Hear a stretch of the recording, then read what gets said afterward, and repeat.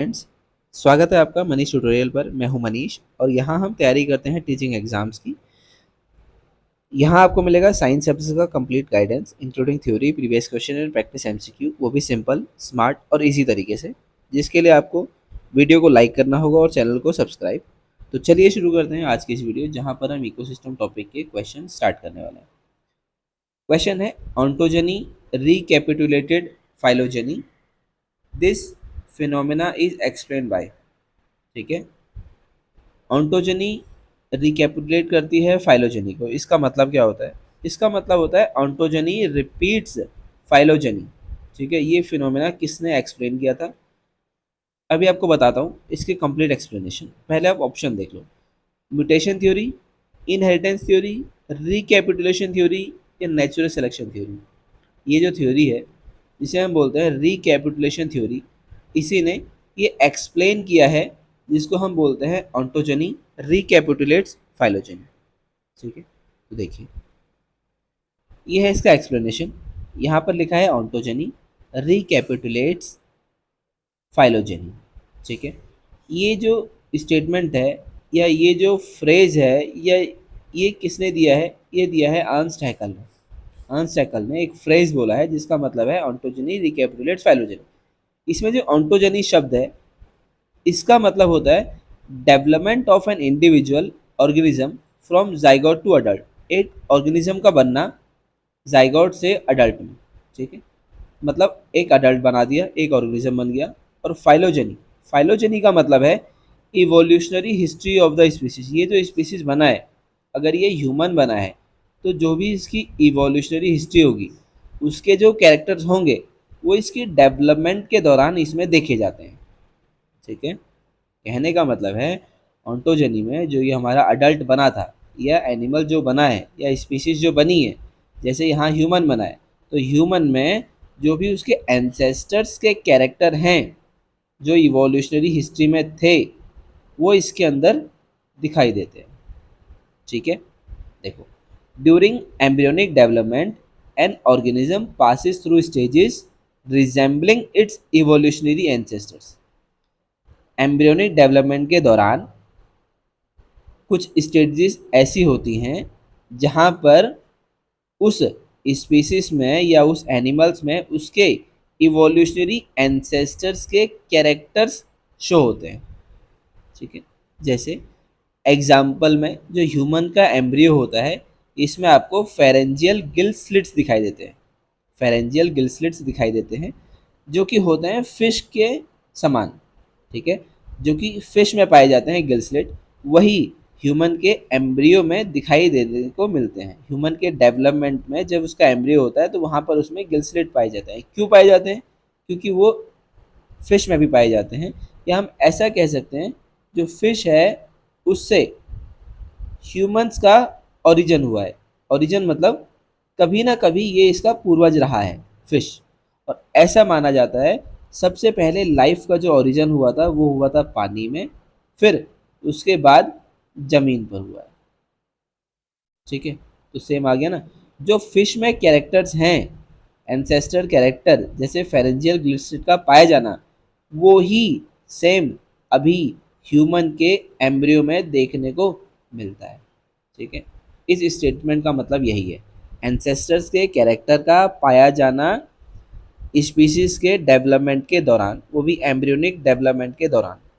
ठीक है, दूसरा है एम्ब्रियोनिक टेल जो होती है रिजेंबल्स लोअर वर्टिब्रेट्स। आपने देखा होगा ह्यूमंस में अडल्ट में नहीं पाई जाती है टेल, लेकिन एम्ब्रियोनिक में स्टेज में जो टेल प्रेजेंट होती है या टेल लाइक स्ट्रक्चर जो प्रेजेंट होता है, वो रिजेंबल करता है लोअर वर्टिब्रेट्स।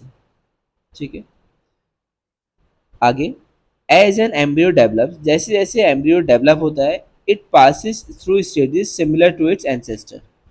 उसमें वो स्टेजेस देखी जाती हैं जो कि उसके एंसेस्टर में भी पाई जाती थी। ठीक है, सिमिलर स्टेज देखी जाती हैं जो उसके एंसेस्टर में कभी देखी गई थी। तो यही होता है रिकैपिटुलेशन थ्योरी। इसी को कहा जाता है बायोजेनेटिक लॉ। इसको बायोजेनेटिक लॉ के नाम से भी जानते हैं। ठीक है, तो ये था क्वेश्चन और इसका कंप्लीट एक्सप्लेनेशन। चलते हैं अगले क्वेश्चन की ओर। अगले क्वेश्चन में पूछा है animals living in the bottom of the sea, जो एनिमल समुद्र के सबसे नीचे रह पाए जाते हैं उसको हम क्या बोलते हैं? ठीक है, ये एनिमल जो रहते हैं वहां पर क्या पाए जाते हैं? लिटोरल, लिम्नेटिक, पिलाजिक या बेंथिक।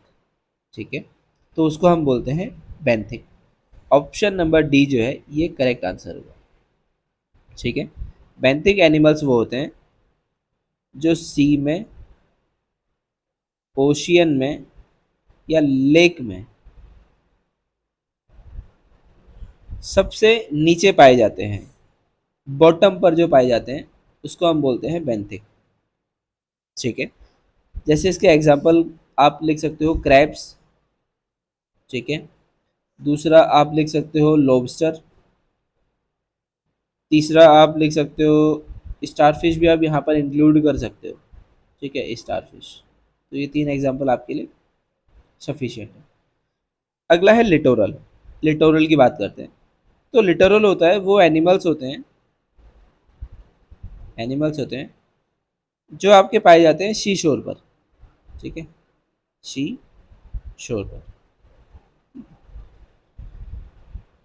जो हाई ऑल्टीट्यूड, हाई टाइड होता है और लो टाइड के बीच में पाए जाते हैं। High tide and low tide के बीच में जो एनिमल पाए जाते हैं उसको हम बोलते हैं लिटोरल, या सी शोर पे, किनारे पे पाए जाते हैं। ठीक है, अगला इसके लिए एक ऑप्शन है, इसको हम बोल देते हैं इंटर टाइडल। जो इंटर टाइडल जोन पर पाए जाते हैं उनको भी लिटोरल एनिमल कहते हैं। Inter tidal zone, inter tidal zone जो होता है वहाँ पर जो पाए जाते हैं उनको भी हम लिटोरल एनिमल्स के नाम से जानते हैं। अगला है लिम्नेटिक। लिम्नेटिक ऑर्गेनिज्म वो होते हैं जो ओपन वाटर में पाए जाते हैं। ओपन वाटर में पाए जाते हैं, लेक में। ठीक है, सिर्फ लेक में पाए जाते हैं, सी में नहीं पाए जाते। ठीक है, सी में नहीं पाए जाते। अगला है पिलाजिक। पिलाजिक का मतलब होता है जो फ्री स्विमिंग होते हैं। ये फ्री स्विमिंग एनिमल्स होते हैं, फ्री स्विमिंग एनिमल्स होते हैं, और वो भी पाए जाते हैं ओपन वाटर में। ठीक है, ये भी ओपन वाटर में पाए जाने वाले एनिमल्स जो कि फ्री स्विमिंग होते हैं, इनको हम बोलते हैं पिलाजिक। ठीक है, तो ये था इस क्वेश्चन का एक्सप्लेनेशन। अगला क्वेश्चन है, the biodiversity is a lowest in the, जो बायोडाइवर्सिटी होती है वो सबसे कम कहाँ पर होती है? ठीक है, लोवेस्ट आपसे पूछ रहा है। डेजर्ट में, टुंड्रा में, रेन फॉरेस्ट में या ग्रासलैंड में? ठीक है, तो आप इन चारों ऑप्शन को जब देखेंगे तो टुंड्रा, ऑप्शन नंबर बी जो है, यहाँ पर सबसे कम बायोडाइवर्सिटी, जैव विविधता देखने को मिलती है, सबसे कम मिलती है यहाँ पे। ठीक है, और वहीं पूछा जाए सबसे ज़्यादा कहाँ मिलती है तो वो है रेन फॉरेस्ट, हाईएस्ट। ठीक है, हाईएस्ट जो है बायोडाइवर्सिटी, जैव विविधता यहाँ पर पाई जाती है। ठीक है, टुंड्रा बायोम क्या होता है? टुंड्रा बायोम वो जगह है जहाँ बहुत ज़्यादा ठंड पड़ती है। ठीक है, ये एक्सट्रीमली कोल्ड है, एक्सट्रीमली कोल्ड एरिया को बोलते हैं टुंड्रा रीजन। ठीक है, यहीं पर होता है शॉर्ट ग्रोइंग सीजन। जो ग्रोइंग सीजन होता है वो बहुत कम होता है, यहाँ पर जो भी प्लांट ग्रो करेंगे उनकी लाइफ साइकिल बहुत छोटी होगी। Short growing season. ठीक है, तो इसी कारण यहाँ पर जो जैव विविधता होती है वो बहुत कम होती है। ठीक है, यहाँ पर बहुत कम स्पीसीज पाई जाती है, जिनके एग्जाम्पल मैं आपको बता देता हूँ। या तो लाइकन पाई जाती है, या मॉस पाया जाता है। ठीक है, ये बहुत, ये मतलब यहाँ पर जो भी चीज़ें पाई जाएंगी, जिन जो भी डाइवर्सिटी पाई जाएगी वो बहुत संख्या में कम होगी। ठीक है, वहीं पर जब आप डेजर्ट की बात करते हो, रेगिस्तान की जो बात करते हो, यहाँ पर थोड़ी डाइवर्सिटी ज़्यादा होती है। जैसे यहाँ पर आपको कैमल मिल जाएगा, ऊँट मिल जाएगा। ठीक है, इसके बाद कुछ रेप्टाइल्स मिल जाएंगे। ठीक है, इसके बाद यहाँ पर आपको इंसेक्ट्स भी देखने को मिलेंगे। ठीक है, और श्रब्स, कुछ झाड़ियाँ भी देखने को मिलती हैं। ठीक है, बात करते हैं रेन फॉरेस्ट की। तो यहाँ पर आपको अलग अलग टाइप के प्लांट्स, अलग अलग टाइप की स्पीशीज, अलग अलग टाइप के एनिमल्स देखने को मिलते हैं रेन फॉरेस्ट में। ये हाईएस्ट बायोडाइवर्सिटी वाले स्थान होते हैं, जो है अमेजोन, अमेजन में है। दूसरा है वेस्टर्न घाट, ये इसके एग्जाम्पल हैं। वेस्टर्न घाट में बायोडाइवर्सिटी रिच हॉटस्पॉट भी इसको बोलते हैं, वेस्टर्न घाट में और अमेजन में। ठीक है, अमेजन जंगल होते हैं ये। ठीक है, अगला है ग्रासलैंड।